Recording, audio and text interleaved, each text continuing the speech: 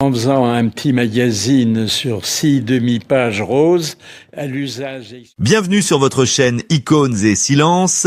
Imaginez un instant un homme assis seul dans la pénombre de son appartement à Cannes. Il porte ses éternelles lunettes noires, non pas par coquetterie, mais parce que la lumière est devenue une souffrance pour ses yeux fatigués. À 96 ans, Philippe Bouvard n'est plus seulement un nom, c'est un monument, une voix qui a résonné dans les cuisines et les voitures de millions de Français pendant près d'un demi-siècle. Il était l'empereur du rire, le maître incontesté de la radio, celui qui semblait tout posséder, la gloire, l'argent et le pouvoir des mots. Pourtant, alors que le crépuscule de sa vie s'installe, ce n'est pas la paix qui habite son esprit, mais une mémoire vive et douloureuse. Contre toute attente, au lieu de se retirer dans le silence digne des patriarches, Philippe Bouvard a choisi de parler. Il a décidé de briser l'image lisse de l'amuseur public pour révéler une réalité bien plus sombre. Dans une confession bouleversante, il a pointé du doigt ceux qui l'ont blessé. Il a en quelque sorte dressé une liste noire. 3 noms. 3 personnes précises qu'il n'a jamais pardonnées et qu'il ne pardonnera jamais, en portant sa rancune comme un dernier étendard de sa fierté. Comment une telle icône, adulée par la France entière, a-t-elle pu finir sa vie avec un tel sentiment de trahison qui a bien pu avoir l'audace de briser le cœur de cet homme qui paraissait invulnérable? Derrière les rires enregistrés des grosses têtes et les paillettes de la télévision se cachait un homme rongé par des démons invisibles, une soif de reconnaissance jamais assouvie et une blessure d'enfance qui ne s'est jamais refermée.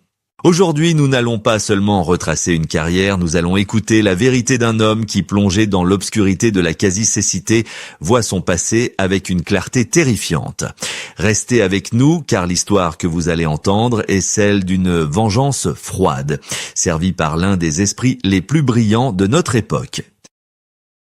Pour comprendre la douleur de la chute, il faut d'abord mesurer la hauteur du sommet. Durant les décennies 70 et 80, Philippe Bouvard n'était pas simplement un animateur, il était le métronome de la France.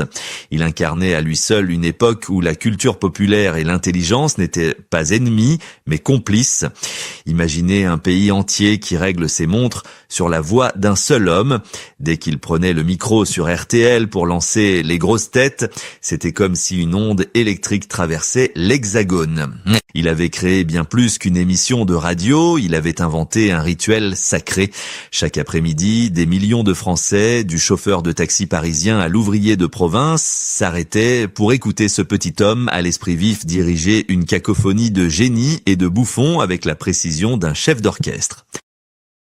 Son génie résidait dans cette capacité unique à mélanger la haute culture et l'humour gaulois le plus débridé. Sous sa baguette, l'érudition devenait un jeu et la vulgarité une forme d'art. Il était le roi soleil des ondes, trônant au milieu de sa cour.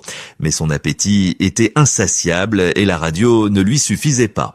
Il a conquis la télévision avec une audace folle en créant le petit théâtre de Bouvard. Ce n'était pas seulement une émission de divertissement, c'était une usine à stars, un laboratoire où il fabriquait les idoles de demain. Il avait ce don presque surnaturel de repérer l'étincelle du talent chez des inconnus, transformant des jeunes timides en monstres sacrés de l'humour qui dominent encore la scène aujourd'hui. Il était le faiseur de rois, celui dont un simple hochement de tête pouvait lancer une carrière ou la briser. En parallèle, sa plume acérée régnait sur la presse écrite. Ses chroniques dans Le Figaro étaient lues comme des oracles. Il était partout, tout le temps. Il écrivait des livres qui devenaient instantanément des best-sellers. Il enchaînait les galas, il accumulait les honneurs et, disons-le, une fortune colossale. Pour le public, Philippe Bouvard était l'incarnation de la réussite absolue. Il représentait ce rêve français d'un homme parti de rien, sans père, sans relation, qui avait conquis Paris à la seule force de son travail acharné et de son intelligence supérieure. On admirait ses voitures de luxe, ses costumes impeccables et cette assurance inébranlable qui semblait dire que rien ne pouvait l'atteindre. Il était devenu un membre de la famille pour des millions de gens qui n'avaient jamais croisé son regard, mais qui avaient l'impression de connaître son âme. Pourtant, au milieu de ce tourbillon de gloire, quelque chose de vertigineux se mettait en place. Être au sommet, c'est aussi être terriblement seul pour maintenir cet empire, pour rester ce numéro, un incontesté. Philippe Bouvard s'est enfermé dans une discipline de fer, sacrifiant tout le reste sur l'autel de son travail. Il ne vivait que pour l'audience, pour le rire du public, pour cette adrénaline qui devenait sa seule véritable nourriture. Il pensait contrôler son destin. Il pensait que cette lumière durerait éternellement, mais derrière les portes closes des studios, alors que les applaudissements s'éteignaient, une autre réalité commençait à prendre forme, une réalité faite de tentations dangereuses et d'un vide intérieur que même l'or et la gloire ne pouvaient combler. C'est précisément à ce moment-là, alors qu'il semblait intouchable, que les fissures invisibles ont commencé à apparaître dans la statue du commandeur. Mais comme toute lumière trop vive, celle de Philippe Bouvard projetait une ombre immense, un gouffre obscur où il risquait de se perdre chaque nuit. Si le public voyait en lui un homme de raison et de culture, la vérité intime était celle d'une pulsion dévorante, une addiction qui allait devenir le véritable tyran de son existence. C'est ici que l'histoire prend une tournure tragique, loin des éclats de rire des studios parisiens. Philippe Bouvard menait une double vie. Le jour, il accumulait les succès et les millions avec une facilité déconcertante. La nuit, il s'employait méthodiquement à tout détruire. Son sanctuaire n'était pas sa maison familiale, mais les tapis verts feutrés du casino d'Enghien-les-Bains, où il est devenu, selon ses propres mots, un donateur universel. C'était là, dans la fumée et le bruit des jetons, que le masque tombait. L'homme qui contrôlait tout à la radio ne contrôlait plus rien face au hasard. Il était atteint de la fièvre du jeu, cette ludomanie implacable qui ne laisse aucun répit. Il ne jouait pas pour gagner car il était déjà riche. Il jouait pour ressentir, pour prolonger l'adrénaline de la scène, pour combler un vide existentiel que la célébrité avait creusé plutôt que rempli. On raconte qu'il pouvait sortir d'une émission triomphale, monter dans sa luxueuse limousine et rouler directement vers les tables de jeu, y restant jusqu'à l'aube, les yeux brûlés par la fatigue, regardant des fortunes s'évaporer en quelques tours de roulette. Il a avoué plus tard, avec une lucidité effrayante, avoir brûlé l'équivalent du budget d'un hôpital ou de plusieurs vies de travail d'un homme ordinaire. Ce n'était pas seulement de l'argent qu'il perdait, c'était des morceaux de sa propre liberté. Cette addiction l'a enfermé dans une spirale infernale. Pour éponger ses dettes de jeu, il devait travailler plus. Toujours plus, il est devenu l'esclave de son propre succès, acceptant des contrats à la chaîne, écrivant frénétiquement, non plus par passion, mais par nécessité impérieuse.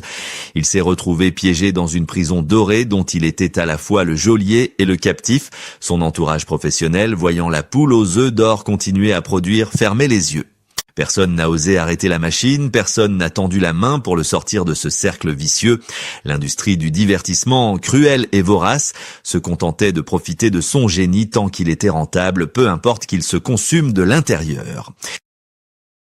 Plus douloureux encore fut l'impact sur sa vie personnelle.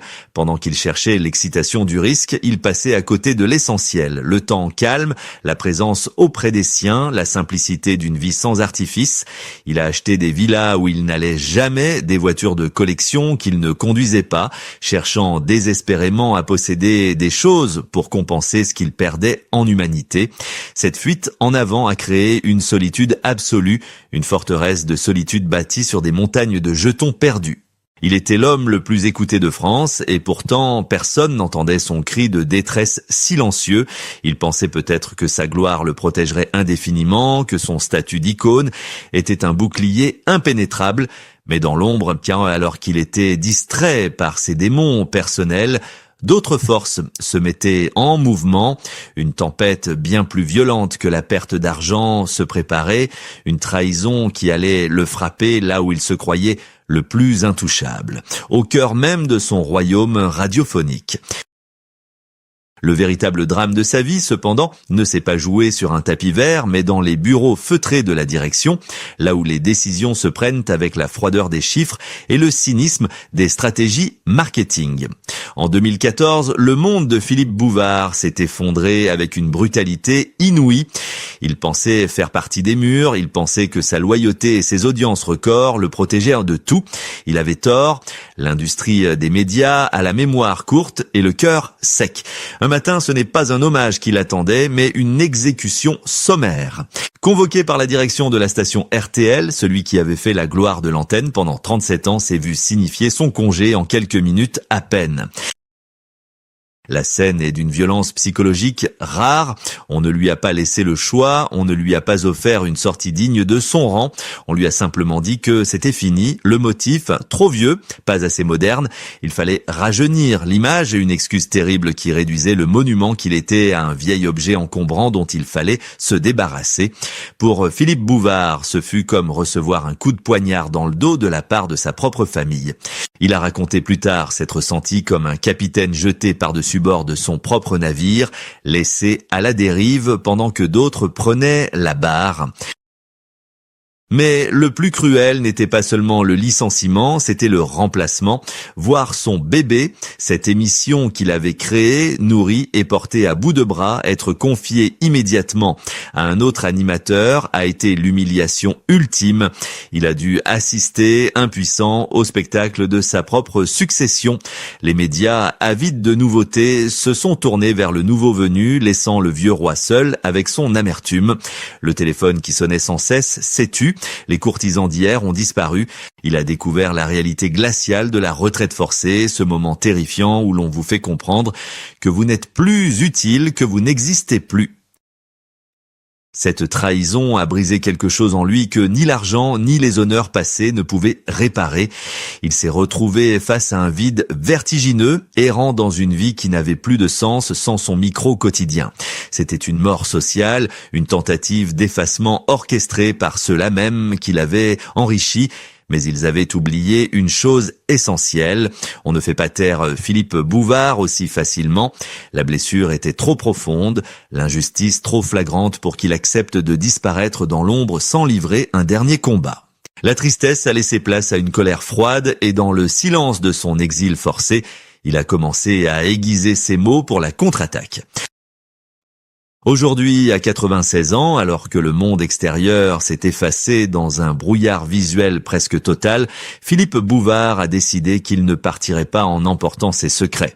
La quasi-cécité l'a plongé dans une nuit perpétuelle, mais c'est précisément dans cette obscurité qu'il voit le plus clair. Au lieu de s'apaiser, il a choisi de briser le silence avec une franchise déconcertante, transformant sa vulnérabilité physique en une arme redoutable.